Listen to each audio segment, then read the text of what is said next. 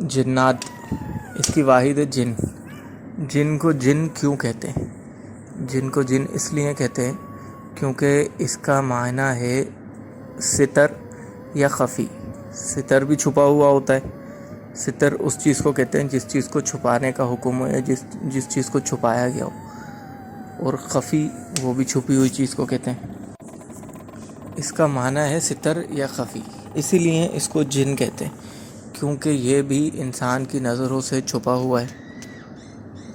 حضرت عبداللہ ابن عباس رضی اللہ تعالیٰ عنہ سے مروی ہے، آپ نے فرمایا کہ جب اللہ تعالیٰ نے جن کو جہنم کے 70ویں حصے سے پیدا کیا، ابو الجن کو،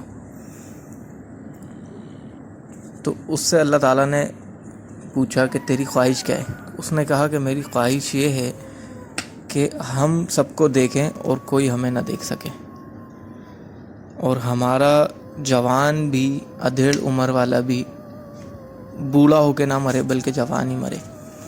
تو اللہ تعالیٰ نے اس کی اس خواہش کو پورا فرمایا۔ اسی لیے جنات ہماری نظروں سے چھپے ہوئے ہیں، وہ ہمیں دیکھتے ہیں لیکن ہم انہیں نہیں دیکھ سکتے۔ اور اس کا ذکر اللہ تعالیٰ نے قرآن میں بھی فرمایا کہ جنات تمہیں وہاں سے دیکھتے ہیں جہاں سے تم انہیں نہیں دیکھتے۔ تو جنات کو ان کی اصل کیفیت میں انسان دیکھ نہیں سکتا کیونکہ اللہ تعالیٰ نے اس کی اصل کیفیت کو چھپا دیا ہے۔ ہاں، جنات کو انسان کی شکل میں یا کسی جانور کی شکل میں یا کسی پرندے کی شکل میں دیکھا جا سکتا ہے۔ حضور علیہ الصلوۃ والسلام انبیاء کرام میں وہ واحد نبی ہیں جن کو جنات اور انسان دونوں کی طرف نبی بنا کر بھیجا گیا۔ قرآن پاک میں بھی اللہ تعالیٰ نے اس کا ذکر فرمایا کہ ہم نے تمہاری طرف ایک گروہ کو بھیجا جس نے تمہاری آیت سنی، قرآن کی تلاوت سنی، اور ان میں سے ایک نے کہا کہ یہ کیا خوب تلاوت کر رہے ہیں، تو باقیوں نے اسے خاموش کروا دیا، اور جب آپ تلاوت سے فارغ ہوئے تو پھر آپ نے ان کو اسلام کی دعوت دی اور وہ اپنے اپنے گروہ میں واپس لوٹ گئے۔ تو حضور علیہ الصلوۃ والسلام کو اللہ تعالیٰ نے جنات اور انسان دونوں کی طرف نبی بنا کر بھیجا۔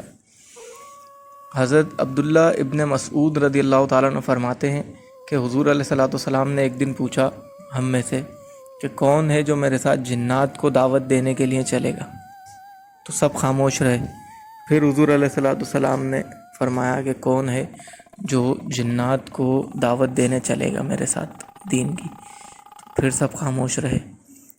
تیسری دفعہ پوچھنے پر حضرت عبداللہ بن مسعود رضی اللہ تعالیٰ عنہ حضور علیہ الصلوۃ والسلام کے ساتھ چل دیے، اور آپ ایک وادی میں تشریف لے گئے، اور وہاں پر ایک دائرہ کاٹ کر حضرت عبداللہ بن مسعود رضی اللہ تعالیٰ عنہ کو وہاں بٹھا دیا، اور حضور نے فرمایا کہ اس دائرے سے مت نکلنا۔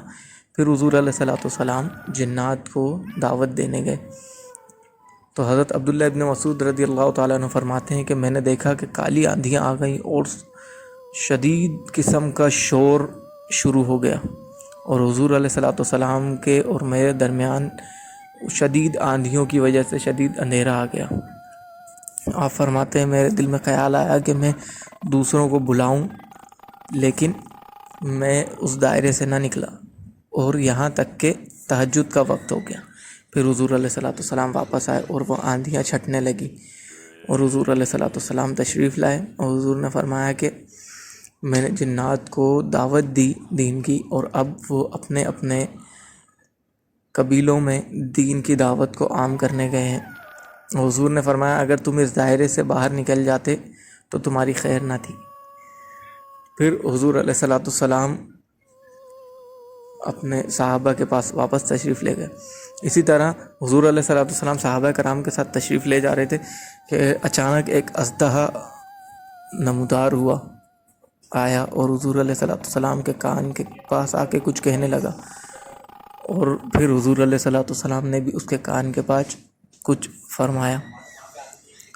اس اژدھے کے غائب ہونے کے بعد، جانے کے بعد، حضور علیہ الصلوۃ والسلام سے صحابہ کرام نے عرض کی یا رسول اللہ یہ کون تھا؟ تو حضور نے فرمایا کہ یہ جنات کے قبیلے کا سردار تھا، اور یہ قرآن پاک کی آیت بھول گئے تھے، تو یہ وہ مجھ سے پوچھنے آئے تھے، میں نے ان کو وہ بتائی۔ جنات کی خوراک کیا ہے؟ جنات کی خوراک ہڈی یا گوبر۔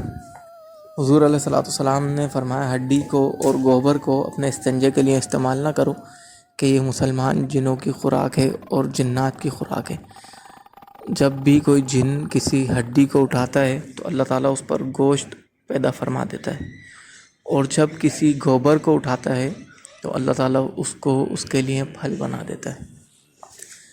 جنات کی رہائش، جنات کہاں رہتے ہیں؟ جنات تیسری زمین کے نیچے، چوتھی زمین کے نیچے اور ہماری زمین کے اوپر بھی رہتے ہیں، اور ہمارے گھروں کی چھتوں پر بھی رہتے ہیں۔